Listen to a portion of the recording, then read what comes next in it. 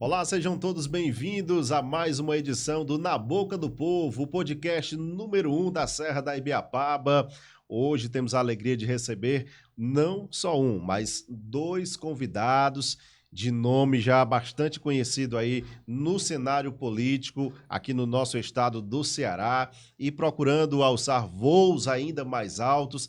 Vamos já conversar com os nossos convidados aqui de hoje. Antes disso, quero convidar você a se inscrever no nosso canal no YouTube, TV Ibiapaba, e seguir o Instagram, @TV Ibiapaba e @Ibiapaba Online. Falar também que todo este episódio é produzido com altíssima qualidade e um ótimo trabalho feito pela equipe da Noar Soluções. Então, se você tem os planos de ter um podcast, quer fazer um trabalho de mídia social também, né? Gerenciamento de mídias, enfim, vários tipos de serviços, procure agora mesmo Noar Soluções no Instagram e faça o seu orçamento. Meu amigo William Brenner, seja bem-vindo mais uma vez. Obrigado a todos que acompanham a nossa audiência na Boca do Povo. Hoje estamos com dois convidados que pretendem aí, né, estar no cenário da política, um cenário este que está aberto, né, um jogo está aberto, política do Ceará que tem intensificado vários nomes e dois nomes pesados hoje pela primeira vez aqui no Na Boca do Povo. Como ele está falando, no cenário político atual, muitos nomes se destacam. E entre eles, hoje estamos recebendo com muita alegria Pedro Victor Colares Gomes de Matos. Pedro Matos e também o doutor Cândido Albuquerque, que o Victor, no caso, é pré-candidato a deputado federal. É atualmente deputado estadual e o doutor Cândido é... Não, eu sou pré-candidato ao Senado, né? Pré-candidato ao Senado. Vamos começar o nosso bate-papo com o nosso amigo Victor Matos. Seja bem-vindo, se apresente ao público. Obrigado, Fernando. Obrigado, William. Poucas pessoas me chamam de Victor, é Pedro Matos, né? Então, já para que você possa ir no decorrer do podcast, a gente trocar essa ideia. Pode me chamar de Pedro. Teve até um slogan que quando eu fui candidato em 2016, que eu fiz, que era o vereador para chamar de Pedro, em Fortaleza, porque eu sempre tive uma relação muito próxima de amizade, de relações que eu construí ao longo da vida para não ficar chamando de vereador, de deputado, de senador. Então pode me chamar de Pedro aqui no decorrer do podcast. Quem está nos acompanhando também aí já de antemão, quem não me conhece também, que possa me seguir aí nas nossas redes sociais para acompanhar melhor o nosso trabalho aí, seus interlocutores aí, quem está nos assistindo aqui da Serra da Ibiapaba, São Benedito, Tianguá. Fico feliz em estar participando aqui na Boca do Povo pela primeira vez, ao lado do doutor Cândido Albuquerque, que é nosso pré-candidato ao Senado Federal pelo estado do Ceará. Estamos aí nessa batalha, nessa luta de rodar todos os municípios cearenses, William, durante esse período, para que a gente possa escutar, ouvir, dialogar com as lideranças. Estivemos aqui em vários municípios cearenses, aqui em Tianguá, em Viçosa, estivemos em Guaraciaba do Norte, Ubajara, sempre visitando lideranças, rodando aqui a Serra, né? Eu hoje estou como deputado estadual e tive uma boa votação em São Benedito, tive 200 votos com nossos grandes amigos, com quem eu quero mandar um abraço, do supermercado São Pedro, meu amigo Renan Azevedo e Pedro Júnior, que nos receberam aqui também. Agradecer também ao Baltazar, nosso amigo ali do Urubu Ecopark, que estivemos em reunião ontem com ele, visitando esse grande ponto turístico. É até importante a gente destacar esse turismo pujante aqui da Serra e muitas vezes pouco explorado. Também agradecer ao Henrique Santana. Hoje fizemos um grande evento nesse final de semana para a juventude do PSDB, do Partido da Social Democracia Brasileira, a instalação desse grande grupo de jovens que o PSDB está se desenhando aqui na Serra da Ibiapaba, para que a gente possa participar e articular junto ao nosso pré-candidato a governo do estado, Ciro Gomes. Então, fico muito feliz de estar aqui com vocês na Boca do Povo e agradeço aí pela receptividade da TV Ibiapaba e Ibiapaba Online. Muito bem. Agora a gente quer ouvir também do pré-candidato ao Senado, Cândido Albuquerque, né? A gente já sabe que ele foi um reitor aí da UFC, né, por muitos anos, trabalhou com jovens. Falando da juventude aqui do Pedro, o que o Pedro tem a aprender e a gente também com o senhor, já que o senhor tem uma grande carreira aí brilhante pelo estado do Ceará. Pois é um prazer estar aqui com o Fernando, com o William, na Boca do Povo, né, nesse podcast tão vibrante. E realmente nós estamos aí nessa caminhada. É a primeira caminhada minha na política partidária. Eu já fui presidente da OAB, depois sou advogado, né? Minha principal atividade é como advogado criminalista. Sou professor da Universidade Federal do Ceará há muitos anos, né? Fui diretor da Faculdade de Direito por muito tempo, fui reitor da Universidade Federal do Ceará e eu acho que o Ceará me deu muito. O Ceará me deu muito. O Ceará me preparou para a vida. E eu agora, na verdade, o que eu penso é preciso retribuir. Eu preciso retribuir ao Ceará o tanto que eu recebi do Estado, do povo do Ceará. O povo do Ceará foi muito generoso comigo.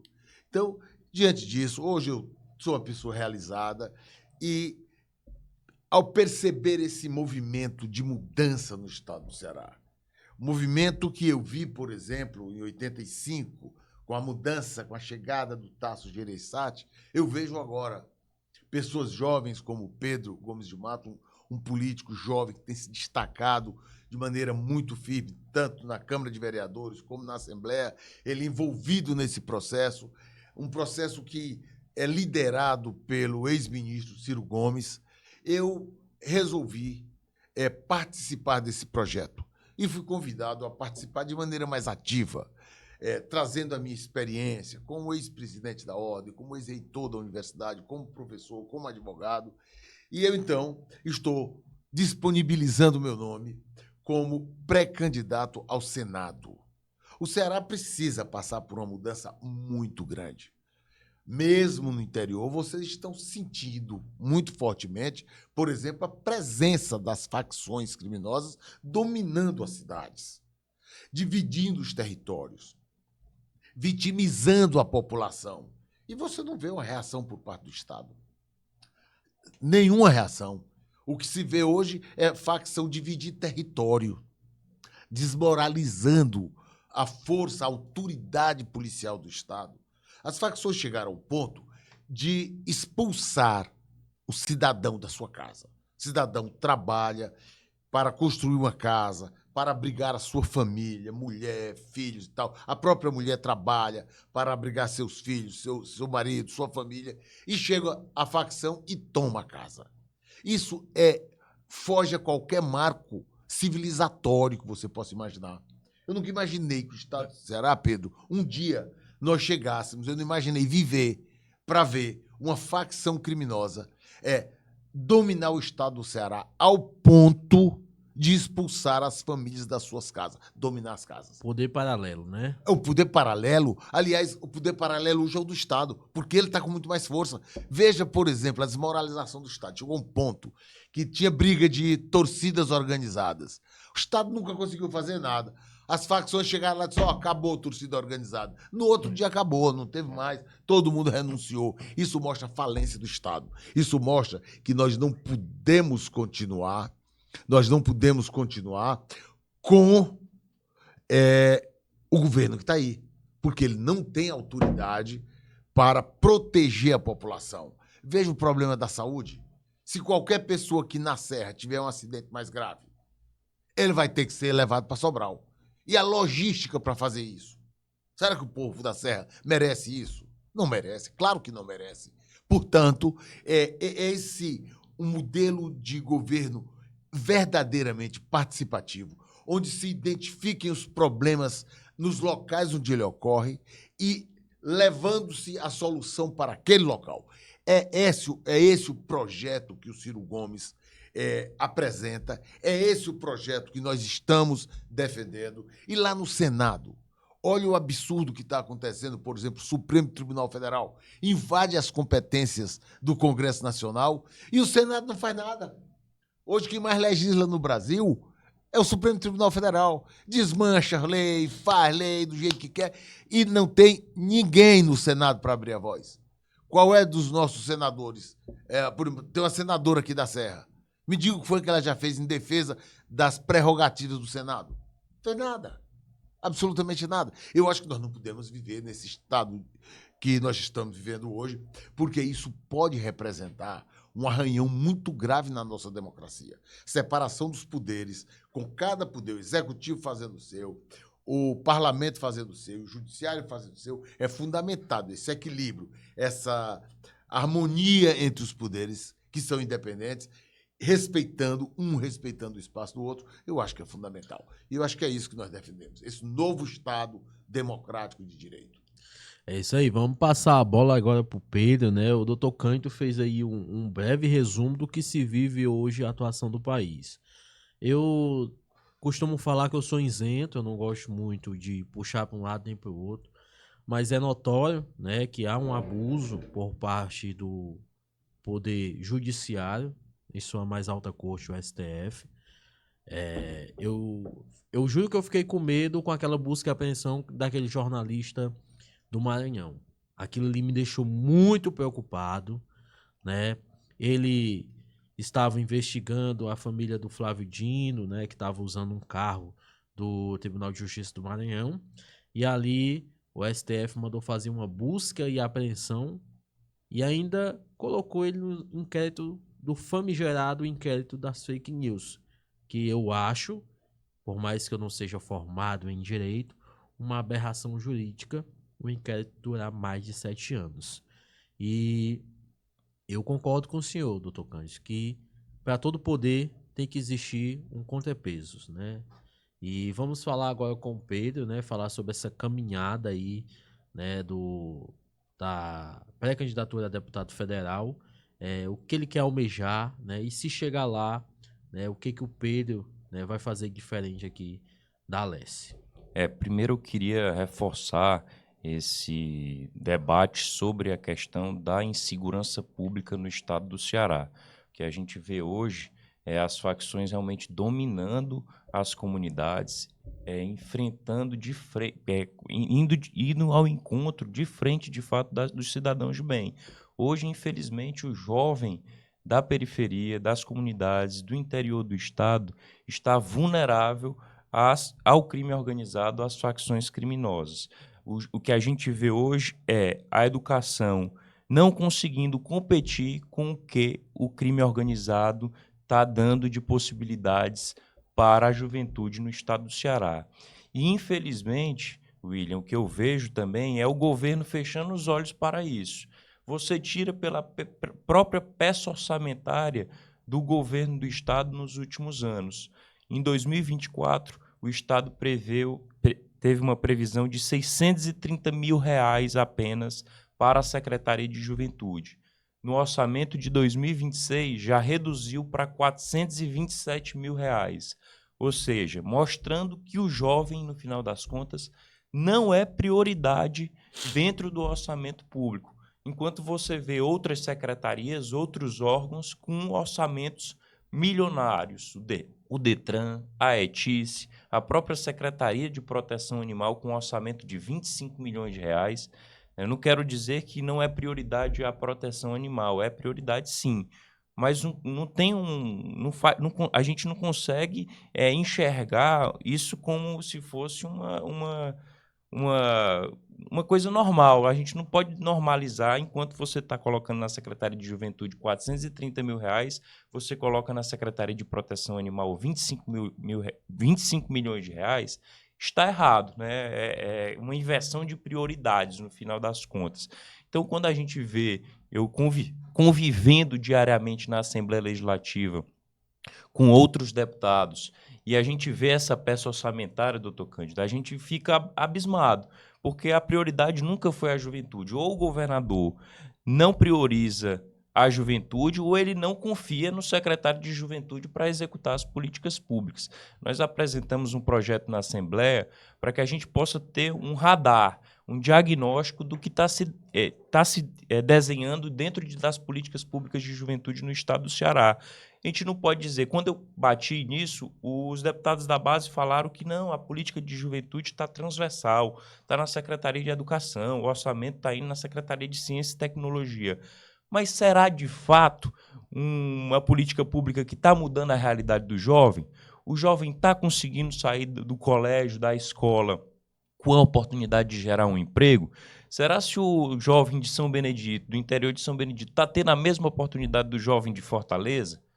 Será se o jovem de Tianguá tem essa possibilidade de fazer um curso técnico, um curso profissionalizante, para ter a possibilidade de colocar a renda dentro de casa e se desenvolver?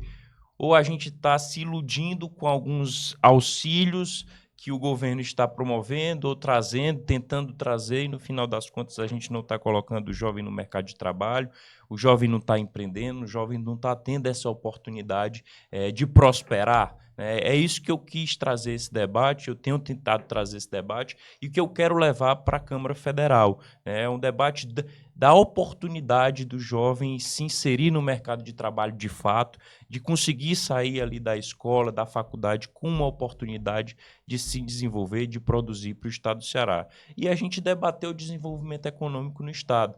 Aqui na Serra da Ibiapaba, a gente precisa trazer esse discurso regional, o discurso turístico, o discurso de desenvolvimento econômico. A gente vinha citando nesses dias de visita nas cidades o quanto aqui é um polo de potencial turístico, um polo de floricultura aqui na Serra também, né?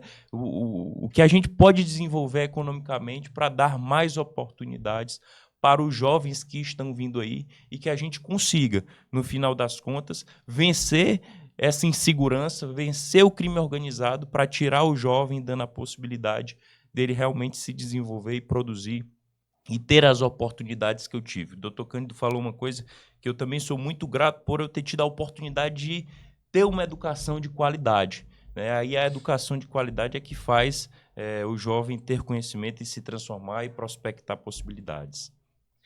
Bom, a gente vê que é nítido, né, a crescente da criminalidade, cada vez mais o jovem ele entra cada vez mais cedo, né, nesse campo das facções criminosas. É o grande alvo, né?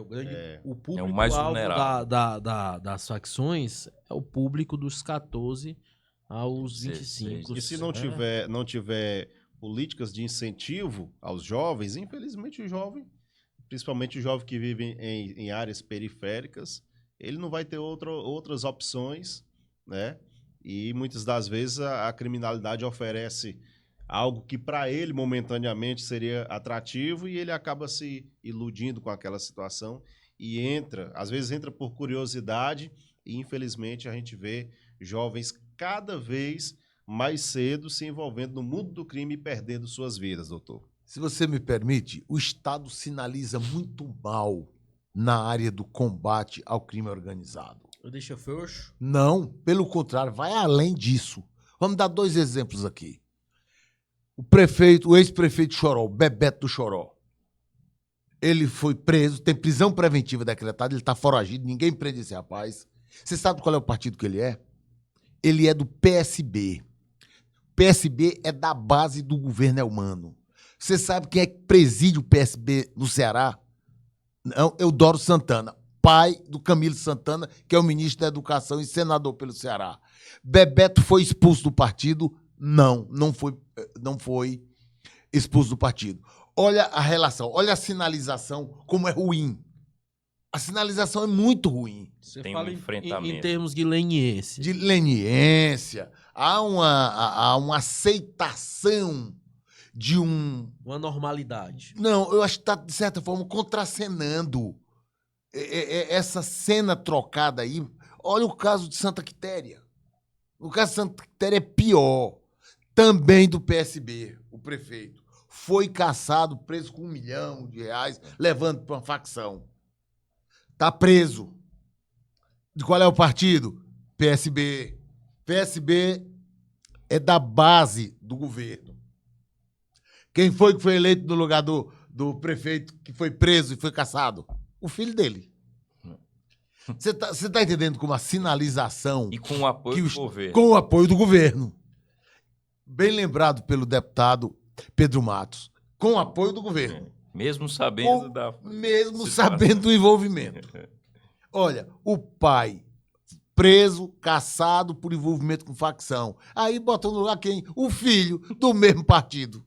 Quer dizer, essa sinalização, meu caro William, para a juventude é muito ruim. O jovem para e se pergunta, mas peraí, estão combatendo as facções desse jeito? O cara está preso porque está envolvido com a facção. E nós estamos aqui vendo o governo apoiar o filho do cara que está preso, do mesmo partido, ser eleito com apoio do governo, no mesmo partido. Na cabeça do jovem passa aqui Como é que... o certo, né?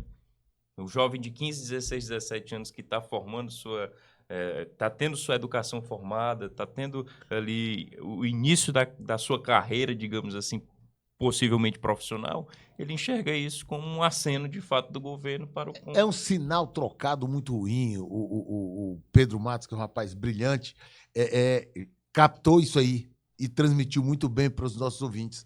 Ora, o jovem fica se perguntando, o jovem está formando a sua personalidade, forjando o seu pensamento, não é? A pessoa vai amadurecendo e tal, vendo o que é certo, o que é errado, porque esse conhecimento ele é sensorial, é do que você ouve, do que você vê, do comportamento. E aí, veja bem, não adianta dizer A, B ou C. O cara está vendo o comportamento, o exemplo arrasta. Qual é o exemplo que está aí? É o pior possível. Eu vi uma matéria, doutor Cândido, do Ronaldo Caiado, governador de Goiás, e ele comentando que teve 3 situações que ele teve que fazer quando ele quis combater o crime organizado no estado do Goiás. Primeiro foi a mensagem. Ele disse, eu tive que assumir o governo e passar uma mensagem para quem morava no estado de Goiás, que, de fato, bandido não se criava no estado de Goiás, que se bandido quisesse sobreviver, não seria na localidade, no local, no estado que ele governava.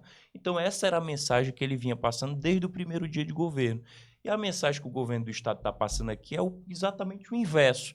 É de dizer, eu dialogo com esse tipo de pessoas que estão envolvidas no crime organizado. Pronto, você citou aí... É uma tolerância. Eu acho que a palavra que melhor explica aí é a tolerância do governo, do senhor Elmano, tolerância ao crime organizado. Como é que ele não expulsa esses caras? Como é que ele não fez uma campanha, ao invés de apoiar o filho do prefeito caçado e preso para Santa Quitéria, por que ele não fez uma campanha contra?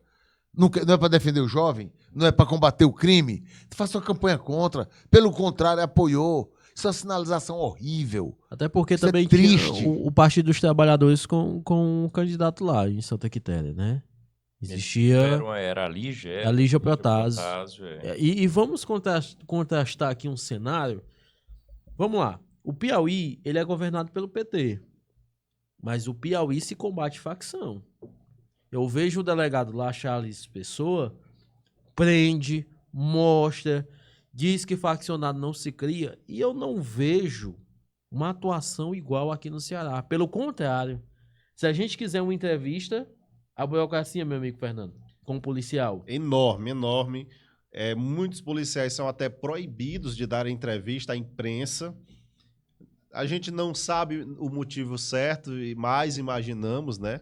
E todo mundo já deve ter na mente quais seriam as motivações. Já questionamos, inclusive, o secretário de Segurança Pública do Estado do Ceará. O comandante da polícia também. O comandante-geral da Polícia Militar, já questionamos o porquê que a polícia, né, a corporação, tem esse afastamento da imprensa, tem a imprensa praticamente como rival. Mas por quê? Porque a imprensa está mostrando diariamente o que vem acontecendo. A imprensa séria, porque existem as compradas e como a gente fala aqui, né? A gente pode ter ali, né, ações para divulgar algo, seja do que for, mas a gente não passa pano aí porque é errado. Não tem como. Como é que eu vou dizer para minha audiência que o estado do Ceará tá maravilhoso? Não tem condições. Eu ando nas ruas, sexta-feira mesmo estivemos em uma tentativa de homicídio que combinou com o homicídio de um jovem de 17 anos em Tianguá, aqui em Tianguá. Ontem mesmo nós estávamos conversando sobre aquele caso de uma morte de uma menina, de umas meninas na praça de Viçosa, né, no centro de Viçosa. Uma chacina em Viçosa. Foi 9, não foi 9? Foi 9 pessoas baleadas, 8 morreram, uma sobreviveu. Teve um caso também de 2 meninas que foram mortas aqui em Tianguá, enterradas em no sítio Caracol, bem próximo aqui. Foram sequestradas, passaram aí 7 dias para achar o corpo da das duas adolescentes. Teve outro né? caso também de uma jovem que foi também sequestrada no bairro do Estádio, aqui em Tianguá. Quando encontraram ela com todos os membros do corpo decapitados. A gente esteve no local, sendo horrível. Depois de muito tempo, foi encontrar os braços. Você tá entendendo o que a gente tá passando? Eu e ele convivemos com tudo isso. Tudo isso que eu estou lhe falando, a gente divulga para a população. Tudo isso, porque é o nosso papel jornalístico. Eu me senti eu me senti no México. Olha, deixa eu só... Você falou do Piauí, que é comandado pelo Rafael, né, Fonteles, lá, o governador que é do PT. E ele não só resolveu combater, como mostrou competência ao fazê-lo. Os índices de homicídio e de roubo no Piauí, que são os 2 crimes que mais assustam a população, caíram vertiginosamente no Piauí. Ou seja, isso mostra que está faltando, que é possível fazer. Isso mostra que, na verdade, o governo do estado do Ceará não está tendo capacidade para fazer. O atestado, quando você compara o estado do Ceará com o estado do Piauí, a diferença, um estado diminuiu drasticamente os índices de violência e no outro os índices de violência são assustadores. Homicídio no Ceará só diminui quando as facções fazem um acordo. Olha que absurdo.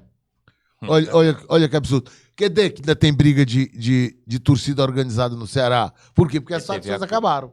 Isso, para mim, é a decretação da falência do Estado. Eu não sei se é do conhecimento de vocês, mas São Benedito tem 4 facções, né, William? Isso. 3, eu sabia que eram 3, são 4? 4 organizações criminosas tentando predominar. Tem uma nova que chegou que a gente soube pela polícia. Do Rio Grande do Norte. Sindicato do Crime. Ah, é do Rio Grande do Norte. Esse é do Rio Grande do Norte. É conhecido lá no Rio Grande do Norte. Benedito. Sabia não.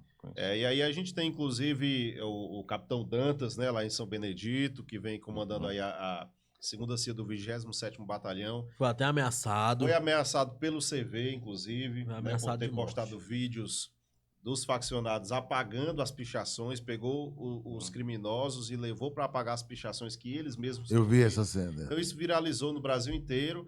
E isso só mostra o nível que a nossa região ibiapabana vem chegando com relação à falta de segurança pública e não é só aqui, estende-se ao estado do Ceará inteiro. Mas nós vamos já falar um pouco mais sobre esse assunto. Eu gostaria de dar uma pequena pausa aqui no nosso debate para mandar um abraço, no debate não, na nossa conversa, para mandar um abraço aos nossos parceiros, aos nossos patrocinadores. Temos o apoio da Juju Coxinhas e Pastelito. Então você que precisa de salgados para a sua festa, Juju Coxinhas. E agora com Pastelito, onde você monta o seu pastel do tamanho e com o recheio que você quiser. Então entre em contato agora mesmo e já faça o seu pedido. Temos o apoio também da equipe Noar Soluções, como eu falei, toda essa estrutura desse estúdio, esse podcast que está acontecendo é com o padrão de qualidade Noar Soluções. Apoio da Clínica Odontológica Odonto Mais, cuidando do nosso sorriso, cuida do meu sorriso, do sorriso do repórter William Brenner também. Se você precisa de um tratamento odontológico completo ou harmonização facial, entre em contato com a Odonto Mais, na rua Maria de Lourdes Andrade, ao lado do Shopping Ibiapaba. E abraçar também a Seven Tech, localizada nas proximidades do Ximenes, aqui no município de Tianguá. Brindes personalizados e muito mais é com a Seven Tech. Bom, abrindo aqui o nosso segundo bloco, né, da nossa conversa de hoje, dizer que estou satisfeito com a presença de vocês aqui. Já falamos de muitos problemas, alguns, né, que problema tem demais. Problema é o que não falta no estado. Já falamos de problemas, mas vamos aqui para as possíveis soluções, né, desses problemas que vem permeando no nosso estado do Ceará. O que a gente pode falar que melhoraria a situação da insegurança pública no estado do Ceará? Qual é a solução, né? A solução seriam as prática ações necessárias, né, para essa diminuição da criminalidade? Eu vinha falando sobre esses exemplos que eu escutei do Ronaldo Caiado em Goiás, né, do governador Ronaldo Caiado de Goiás, e também do Rodrigo Pimentel. Não sei se vocês já escutaram o podcast do Rodrigo, ele foi muito conhecido nessa, do BOPE, do né? BOPE, é. Então eu tenho tentado escutar algumas ideias, algumas situações que deram certo em outras localidades, e eu acho que passa por 3 pontos iniciais. O Rodrigo tem falado que o estado do Ceará ele está 5 anos atrasado do estado do Rio de Janeiro. E isso é uma verdade. acontece uma situação no Rio de Janeiro nessa questão de crime organizado e começa a acontecer aqui. Um outro ponto importante da gente tem que destacar e que tem que enfrentar é que o domínio de territórios está passando a ser estruturado por essas facções, e o grande lance hoje da renda das facções e da organização criminosa, do crime organizado, não é tão somente a droga, né? Foi-se o tempo que a renda principal do crime organizado era a droga. Então, isso é um ponto que a gente tem que estar bastante atento para que isso não ocorra aqui, o que já está ocorrendo. Você vê mercearia, comércio, algumas empresas de internet já sendo praticamente Água. abordadas pelo crime organizado e só deixando vender naquela comunidade se tiver autorização ou cobrado o pedágio por parte do crime organizado. Então, eu acho que o primeiro ponto é a gente agir com inteligência para dar um basta nessa questão das outras fontes de renda do crime organizado e das facções criminosas. Então, é agir com inteligência, tem que ter um sistema de vídeo monitoramento de fato efetivo. E o outro ponto que o Ronaldo Caiado comentou no seu governo e tem comentado é a mensagem que ele está passando para a sociedade e deixando a polícia trabalhar. Se você tem uma polícia valorizada, uma polícia que realmente você legitima, que o Estado coloca ela debaixo do braço, né, e diz, não, você é o Estado, você tem como enfrentar, você tem que ir para cima, de fato, você tem que fazer o que é para fazer como polícia, você dá legitimidade para o policial. O que a gente vê hoje no estado do Ceará é o policial com medo de enfrentar, porque ele tem medo de ir, ele vai colocar a vida dele em risco e muitas vezes o próprio Estado não vai proteger o policial. Vai enfrentar um processo na corregedoria disciplinar, ele vai enfrentar ali uma situação que muitas vezes das audiências de custódia, o doutor Cândido pode falar muito bem sobre isso, que é uma coisa que a gente precisa mudar para o futuro, é que o policial prende, mas no outro dia o caba está solto e no final das contas ele vai ser retaliado por isso. Então é um outro ponto que a gente tem que destacar. Então eu citaria aqui três pontos. Puxar o freio de mão dessas outras fontes de renda do crime organizado, principalmente esses domínios de território. Isso tem que acabar, porque se eles dominarem o território, eles vão expulsar famílias de casa, eles vão cobrar pedágios de empresas, do comércio local, e deixar a polícia trabalhar de forma ostensiva, de forma organizada e com inteligência, o Estado protegendo de fato a polícia. E o terceiro ponto é a gente mudar a legislação, e aí é um ponto a nível federal mesmo, que a gente precisa alterar essa legislação penal que afrouxou as regras com essas audiências aí de custódia. Doutor, dentro seus projetos, né, suas pretensões, na sua visão, o que melhoraria o estado do Ceará? Bom, eu estudo segurança pública, eu sou professor de Direito Penal na Universidade Federal do Ceará, eu sou professor titular de Direito Penal, catedrático. Antigamente chamava catedrático, hoje é titular de Direito Penal. Portanto, eu estudo esse tema há muitos anos, já escrevi muito sobre esse tema. Primeira condição para você combater o crime organizado, a primeira condição é vontade política de combater o crime organizado. O que você não vê no estado do Ceará. Pelo contrário, aqui a coisa afrouxou a tal ponto que as facções do Ceará, elas dominam o território e fazem um show pirotécnico, soltando foguete para dizer que aquela área está dominada. Ou seja, qual é a mensagem que vai para o cidadão? Quem manda aqui é o crime, não é o Estado. De outro lado, veja, por exemplo, como é que o Piauí, vocês deram como exemplo, e nós estamos vizinhos ao Estado, vamos pegar... É do mesmo partido, né? Do mesmo partido. É questão de O vontade. Piauí, Piauí, desenvolveu um sistema de inteligência artificial, de identificação facial, placas de veículo, com cruzamento de dados. O governo do estado do Piauí está desenvolvendo. Já está funcionando em parte. Ou seja, ele está botando a tecnologia para ajudar no combate ao crime organizado. O que é que nós vimos no Ceará? Nós vimos no Ceará, se você comparar com São Paulo contratou 4 mil câmaras, 3 mil delas com reconhecimento facial, 40 mil câmaras, assim, por um valor bem inferior do que o estado do Ceará contratou para o monitoramento no estado do Ceará. No Ceará tem, funciona 100, né? tem no bem estado. menos, né? Tem bem menos câmeras, né? Bem menos câmeras e um valor bem mais alto. E só funciona Não tá- 100, eu acho. Né? Bom, então vejam lá. Nós não estamos usando o dinheiro de maneira eficiente. Isso já é muito grave. Como é que num setor delicado como está a segurança pública, você permite que o dinheiro seja mal utilizado? Mostra, portanto, que não tem plano, não tem planejamento. Porque se tivesse um planejamento, não teria dinheiro para se estar comprando um produto ruim por um preço muito alto. Se faria como São Paulo, bastava pegar como padrão o contrato que São Paulo fez, que é muito mais barato, muito mais Smart eficiente. Sampa, Ou né? pegar bem aqui... Smart Sampa. Pegar bem aqui no Piauí, como é que eles estão fazendo. Então, nós não temos planejamento. De outro lado, o orçamento da segurança pública do Ceará é muito pequeno. De tudo que eu estou dizendo, o que está mostrando aí? O Estado do Ceará, o governo atual do Estado do Ceará, não quer combater o crime organizado. Vocês estão lembrando que as facções cortaram as comunicações do Porto do Pecém, cortaram a internet do Porto do Pecém? O Porto do Pecém é o equipamento mais importante, isoladamente, do ecossistema financeiro, econômico do Estado do Ceará.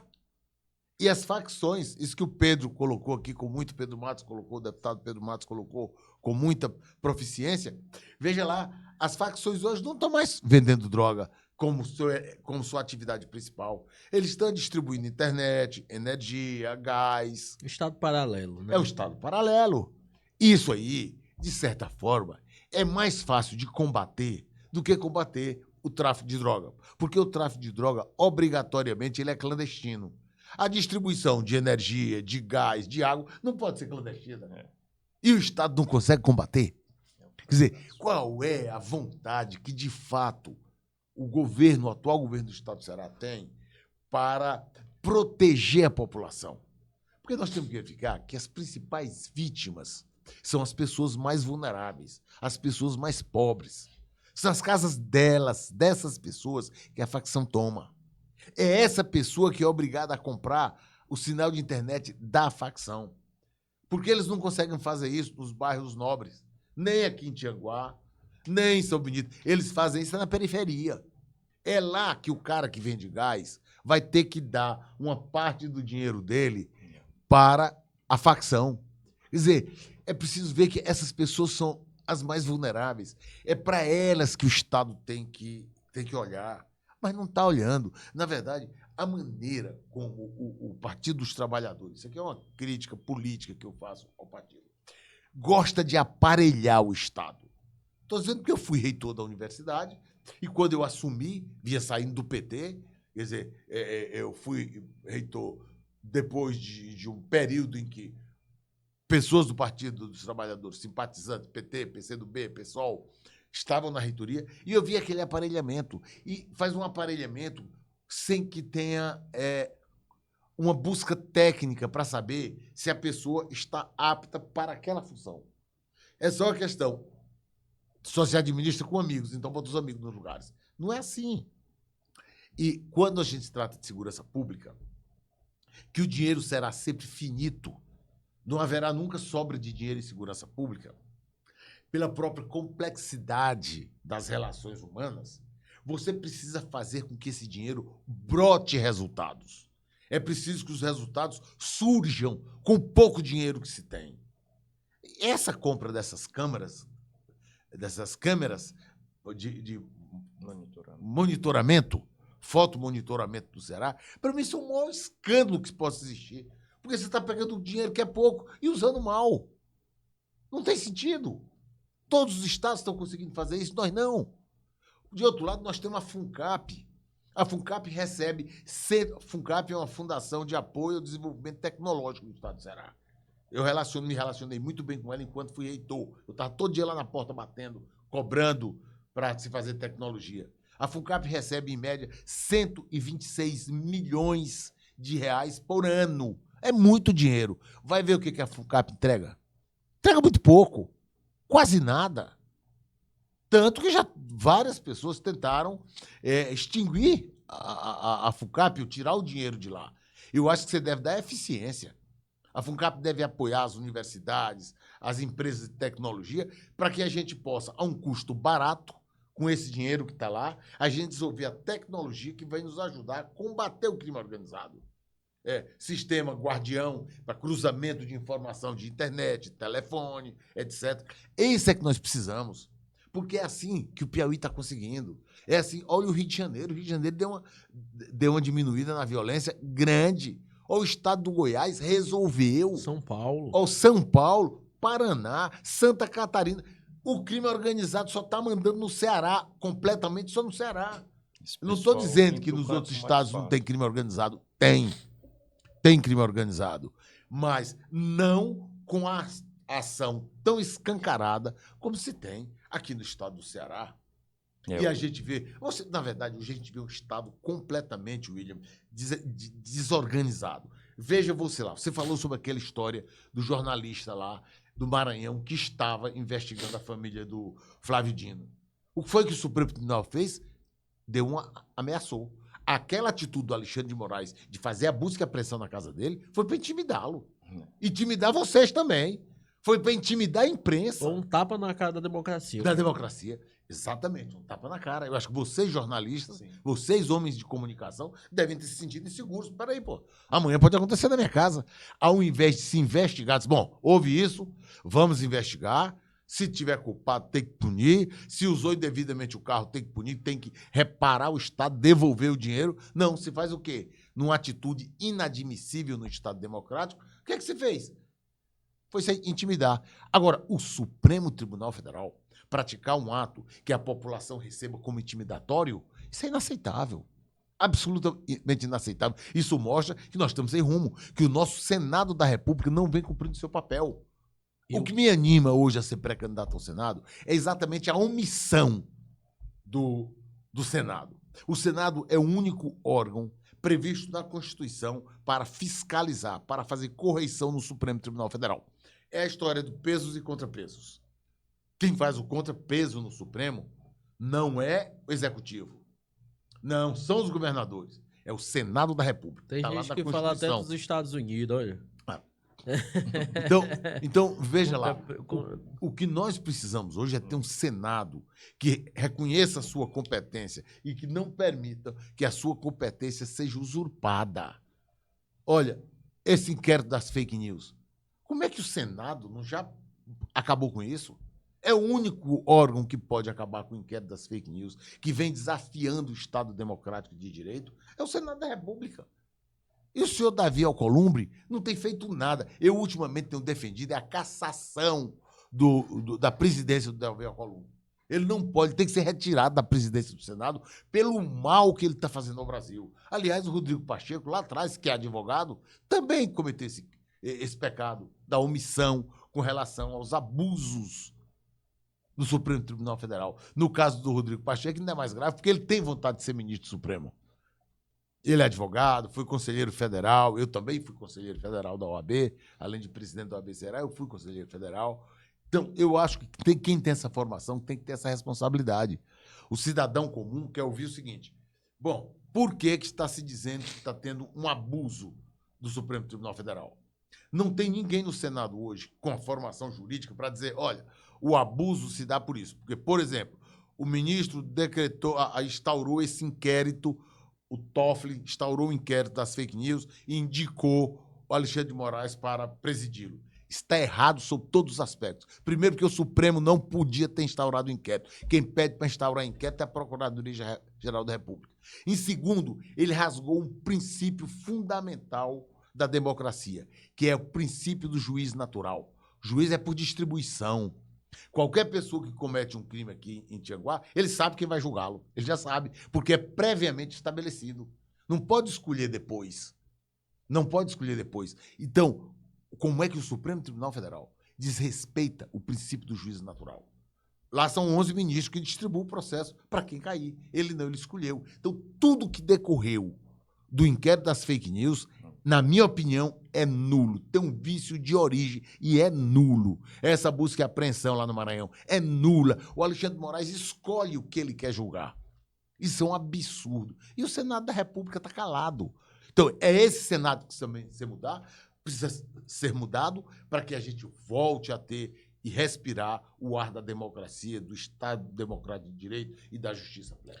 É isso aí. Inclusive, eu vou deixar até um adendo com isso aí, né? Eu queria até olhar para essa câmera, porque isso aqui vai direcionado às pessoas que votam nesse país. Olha, enquanto o seu político, ele está inaugurando aí asfalto, uma passagem molhada, ajeitar estradas, calçamento, aqui no Brasil, parece que nós estamos no século XX.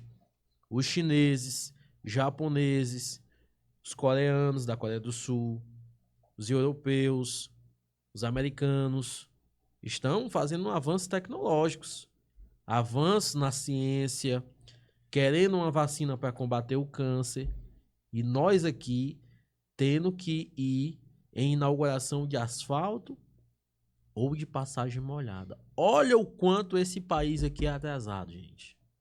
Tava vendo nas redes sociais um político do Maranhão sendo aplaudido porque tava colocando asfalto. Eu fiquei misericórdia. Esse povo parece que não tem noção do que é para ser aplaudido, não. Isso ali é um dever da prefeitura. Colocar um asfalto no centro, porque... É para ser uma rotina que não chame a atenção de ninguém. Não é para ninguém bater palma porque um prefeito melhorou o asfalto, reparou o asfalto quebrado, fez uma passagem molhada. Ele está fazendo mais do que a obrigação dele. Ele tem que investir em educação, em formação de conhecimento, para que nós possamos competir. Se você me permitir, eu hoje digo o seguinte: o mundo, viu, Pedro? O mundo está dividido hoje. Tem duas grandes divisões no mundo. Não é mais étnica, não é mais religiosa, não é mais de raça. Não. O mundo é dividido entre quem tem tecnologia e quem não tem tecnologia. Ou seja, quem faz e vende tecnologia e quem não faz e compra tecnologia. Nós não podemos ficar do bloco que compra tecnologia. Eu sou um defensor tão árduo disso aí, para você ter uma ideia do que é formação de conhecimento para mim. Quando eu assumi a reitoria da Universidade Federal do Ceará, a universidade tinha 65 anos, porque ela foi fundada em 54, eu assumi em 2019. E a universidade tinha uma patente. Eu cheguei lá e fiz uma revolução. 4 anos depois, eu deixei a universidade com 47 patentes. Ou seja, em 4 anos, eu fiz 46 patentes. Conquistei 46 patentes para a universidade. E das patentes que nós deixamos lá, nós já estamos com quase 100. E eu, no dia que saí, eu disse, olha, eu saio muito feliz, porque entrego a universidade que com 65 anos tinha uma patente, e em 4 conquistou mais 46, e com o que eu estou deixando depositado no INPI, em menos de 2 anos, nós vamos passar de 50. A última informação que eu tive, lá naquela época, 2 anos depois, tinha 64. E hoje já estamos com mais de 90. Então, assim, eu acredito na tecnologia. A universidade passou a respirar um outro ar. Mas agora não, voltou seu aparelhamento, a militância política lá dentro, o apadrinhamento dentro da universidade. Isso não produz conhecimento. O que produz conhecimento é o estudo, é a formação de qualidade. Você sabia que o Ceará, Fernando, o Ceará é o 19º estado do Brasil na formação de capital humano? Capital humano é a formação da pessoa para o trabalho. O estado do Ceará, o estudo no estado do Ceará é o 19º na formação. O Rio Grande do Norte forma melhor do que a gente. E nos jornais está estampando aí que a educação do Ceará é a melhor coisa do mundo. Claro que basta você olhar o PISA para você ver que não é verdade. No PISA, o Brasil só ganha no PISA dos países subsaarianos, na África. Subsaarianos, só ganha deles. E estamos lá no fim da fila. Você pegar 100 e tantos, o Brasil está 100 e não sei quanto. Entre os 50, 0. Aí está Finlândia, Noruega, aí está Nova Zelândia, aí está Coreia, Japão. Esses estão no PISA, França, Alemanha, estão lá, americanos. E nós estamos depois de 100. Isso não pode, gente. Porque, na verdade, você faz justiça social na medida em que o meu filho, que o seu filho estão numa escola igual e cada um que se dedique para construir melhor o seu conhecimento. Aqui, o que é que se faz? Não, o filho das pessoas mais pobres vão viver de cota. As cotas são importantes no momento, mas porque o estudo, o ensino público está uma tragédia. Mas nós precisamos corrigir isso. E ninguém está fazendo nada para corrigir.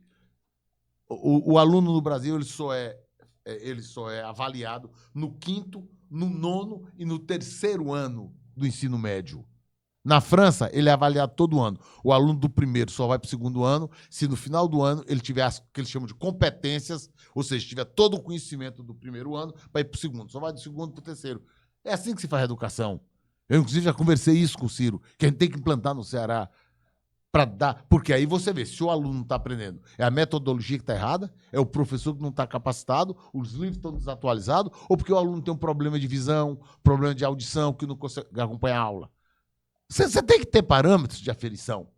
E é isso que você tem que buscar. É nesse projeto que aqui com o meu amigo Pedro Matos, o deputado Pedro Matos, nós acreditamos nesse projeto, não é isso? Com certeza. Esse ponto aí que o doutor Cândido destacou, a gente concluir aqui o debate, a gente não pode colocar o jovem que nasceu no interior do estado, como a gente vinha falando aqui, ou em alguma localidade mais periférica na comunidade, que não tem a mesma oportunidade que um jovem que nasceu em Fortaleza, na classe média alta, teve.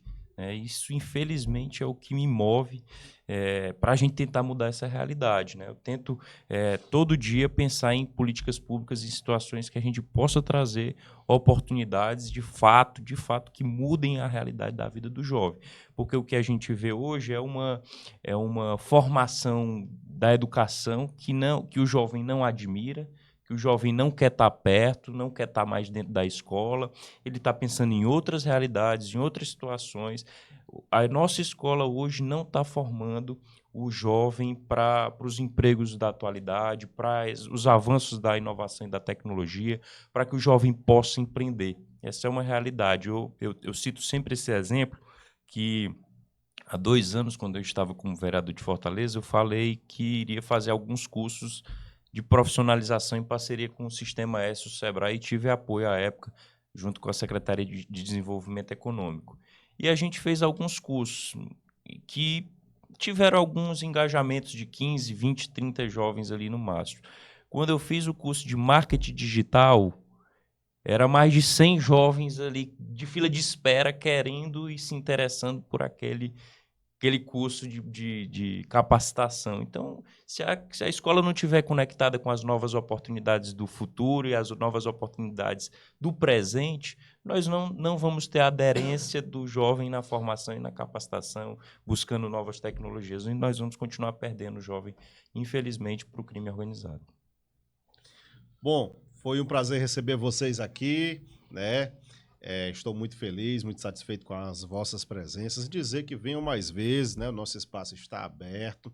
Agradecer a equipe aqui do Noar também por essa parceria, né? Por ter produzido esse episódio de forma aí maravilhosa, né? Com alta qualidade. Agradecer ao William também. William, obrigado. Eu que agradeço, né? Aqui a gente aprende muito. 2 pessoas que têm experiências aí, onde a gente precisava ouvi-las, né?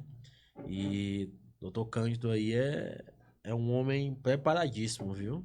Muito sábio, né? Sensato nas palavras e de posicionamento firme. Muito obrigado. A gente percebe isso. E acredito que, de fato, seja de pessoas com essas características que o nosso estado e o nosso país precisam, né? E hoje a gente vê pessoas fracas na política, a verdade é essa. Pessoas de discurso fraco, pessoas de palavras vazias e muita promessa, muita proposta e pouca ação. E vamos aguardar os desenrolamentos aí, os desdobramentos da política, tanto a nível estadual quanto a nível nacional. E dizer que sempre que precisar, estaremos aqui à disposição, sempre que vierem aqui à nossa região da Serra, estaremos aqui. Boa sorte nos seus projetos políticos de cada um, que Deus abençoe, que possa se concretizar. E que no futuro possamos estar juntos novamente, né, já comemorando com certeza a vitória. Queria a palavra de cada um, a palavra final, começando pelo Pedro. Mais uma vez agradecendo aí toda a sua audiência, Fernando, William, aproveitar mais uma vez para quem puder nos seguir aí nas redes sociais, né, nosso Instagram, @PedroGomatos, Facebook, estamos no Twitter, estamos até no TikTok, né? Estamos nos comunicando. Lá no TikTok não tem dancinha, não. Tem não. Vou começar a fazer, porque tá bombando, né? Agora tem que mesclar o profissional com o pessoal, mas se puderem me seguir aí, tem muito trabalho, tem nossa atuação e a conexão com o que a gente vem fazendo na área da inclusão, na área do empreendedorismo, na área do esporte e da juventude. Então, quem puder nos acompanhar aí, eu agradeço. Mais uma vez, agradecer a calorosa recepção que a gente teve nos municípios onde a gente passou, Tianguá, São Benedito, Guaraciaba. Estivemos também em Viçosa do Ceará. Fico feliz em ter tido essa oportunidade, Ubajara, de conversar com novas pessoas, novas lideranças aqui da região, que com certeza estarão alinhadas com esse nosso projeto aí, não só de pré-candidatura a deputado federal, nem só como a candidatura do Dr. Cândido ao Senado Federal, mas como também nesse projeto maior de mudança do estado do Ceará com a candidatura do governador Ciro Gomes, né? Isso é muito importante a gente frisar, porque a mudança de um estado só vai prevalecer de fato quando a gente mudar o que está aí, dando uma renovação, uma virada de página de fato, com novas pessoas, novas lideranças e esse grupo que o governador Ciro Gomes tem liderado. Então, agradeço mais uma vez a oportunidade e um abraço a todos. Muito obrigado. Eu queria agradecer a Fernando, William, a oportunidade de participar aqui na Boca do Povo, não é isso? Isso. Na Boca do Povo, ao lado desse jovem talentosíssimo, que é o Pedro Matos. Eu gosto de me acompanhar. Vocês falam de que a gente tem que estar andando com pessoas que têm o mesmo propósito, têm os mesmos objetivos, e eu me sinto muito bem ao lado do Pedro Matos, porque ele é brilhante, né? Assim como o pai dele, que foi deputado federal por muitos mandatos, Raimundo Gomes de Mato, dos deputados que marcaram história. 5 mandatos, foi? 6 mandatos. 6 mandatos. O Pedro segue o mesmo caminho, com a mesma firmeza, com a mesma competência, um jovem brilhante. O estado do Ceará se vê muito bem representado com um deputado como o Pedro Gomes de Mato. Eu fico muito feliz de estar aqui ao lado dele, na oportunidade de participar aqui na Boca do Povo e dizer que nosso propósito é esse, é mudar o Ceará. E essa mudança é capitaneada, como bem colocou o deputado Pedro Matos, pelo Ciro Gomes. Ciro Gomes hoje representa a esperança de mudança que o Ceará precisa. O Ceará não pode perder a oportunidade de mudar a sua história, sair do domínio do crime organizado, da incompetência na administração da saúde, da educação, que está sendo oferecido, que nos está sendo oferecido por essa, vamos chamar assim, por esse movimento espontâneo que é a candidatura de Ciro Gomes. Tenho certeza que dará certo, nós vamos repaginar o Estado, nós vamos mudar o Estado, e eu espero, como pré-candidato ao Senado, eu espero que, chegando lá, eu possa implementar as mudanças que eu tanto almejo, que eu acho que são fundamentais para o povo do Ceará e para o povo brasileiro. Muito obrigado pela oportunidade de participar desse podcast aqui, um espaço tão democrático e com entrevistadores tão preparados que fazem o debate fluir de maneira tão fácil. Muito obrigado, um abraço grande ao povo da Serra da Ibiapaba. Obrigado. Falar alguma coisa? Só agradecer mesmo, né? É um motivo de alegria estar com esses dois homens aqui, honrados, né? Tá pelo PL, né? PL e o Cândido pelo PSDB. Como ele falou, um espaço democrático.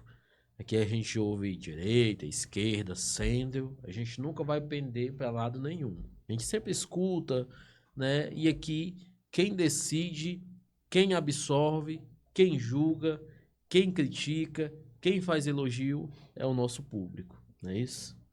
É isso, como o William falou, aqui todo mundo fala, todo mundo tem vez e voz, e você que está assistindo, faça o seu julgamento e veja qual será a sua escolha no cenário político aqui do nosso estado do Ceará. Foi um prazer estar com você. Voltamos na próxima segunda-feira, né? Voltamos na próxima segunda-feira, se Deus quiser, e na outra segunda-feira, que será a Semana Santa, a gente vai ver se coloca o dia da semana, né? É isso, gente. Um forte abraço e até a próxima.